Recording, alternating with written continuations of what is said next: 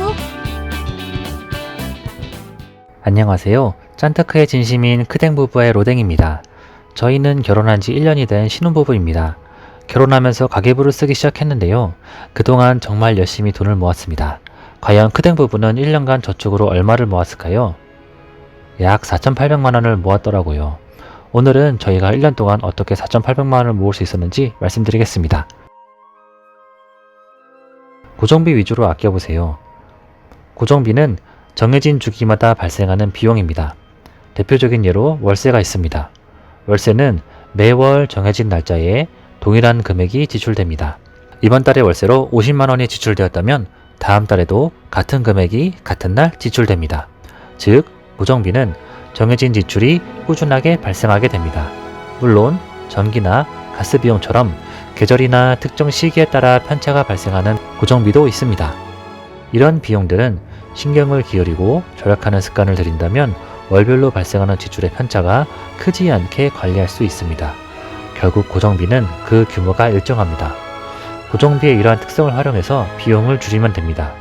고정비를 줄이면 다음 달에도 그 다음 달에도 줄어든 비용만큼 지출됩니다. 예를 들어볼까요? 매월 5만원의 통신요금을 지출하고 있다고 가정하겠습니다.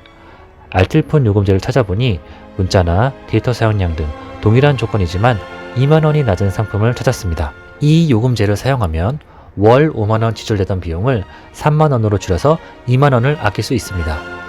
2만원이요?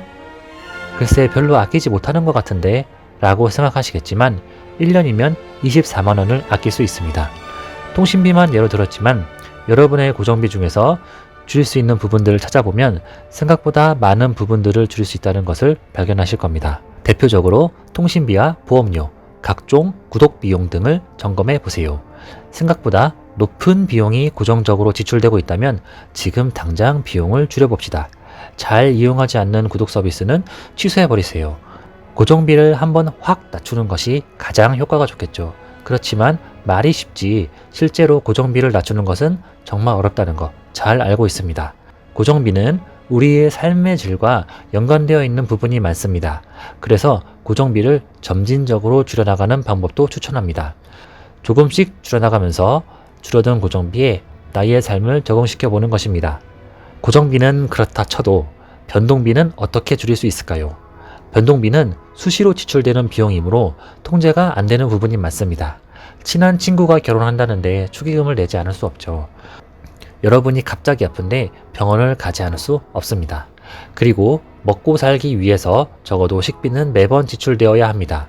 통제가 어려운 변동비, 그냥 아낄 생각하지 말고 내버려 두어야 할까요? 변동비를 고정비화 해보세요. 앞서 고정비를 줄여야 하는 이유에 대해 말씀드렸습니다. 고정비는 변동비와 달리 절약에 유리한 부분이 있습니다. 변동비도 고정비처럼 관리한다면 고정비 절약의 이점을 활용해 볼 수 있지 않을까요? 변동비이지만 마치 고정비처럼 간주하는 것입니다. 예를 들어 보겠습니다. 매일 점심을 사 먹기 위해 식비를 지출한다고 가정하겠습니다. 이 식비는 변동비입니다. 수시로 지출되기 때문이죠. 최근 3달간의 식비를 살펴보니 월 평균 20만원 정도가 지출되었습니다. 이 20만원을 식비 지출의 상한선으로 정하는 것입니다. 먼저 식비만 관리하기 위하여 통장을 분리하겠습니다. 새로운 통장을 하나 준비하시고 여기에는 식비만 들어오거나 나올 수 있도록 합니다. 이 통장과 연결된 체크카드를 준비하세요. 그리고 매월 이 식비 통장에 20만원을 이체합니다. 이제 식비는 체크카드로만 지출을 하고 최대한 20만원 안에서 식비를 해결할 수 있도록 노력해보세요. 이제 여러분의 식비는 변동비가 아니라 고정비입니다. 월 초에 20만원의 식비가 한 번에 지출된 셈이기 때문입니다. 가계부에서도 마찬가지입니다. 월 초 20만원이 고정비, 식비로 표시될 뿐 실제 체크카드를 통해 지출될 때마다 가계부에 적을 필요가 없어집니다. 월세나 통신비랑 다를 바가 없게 됩니다. 이제 20만원에 맞추어 한 달간 식비 지출이 가능했다면 조금씩 식비를 줄여보세요. 진짜 고정비를 줄여나가는 것처럼 변동비도 고정비화하여 줄여나가는 것입니다. 물론 모든 변동비를 고정비화할 수는 없습니다. 단 고정비화 시킬 수 있는 변동비는 최대한 고정비화 시켜보세요. 또한 변동비를 고정비화 시켰다고 하여도 변동비라는 특성 때문에 통제가 되지 않는 순간이 발생할 수 있습니다.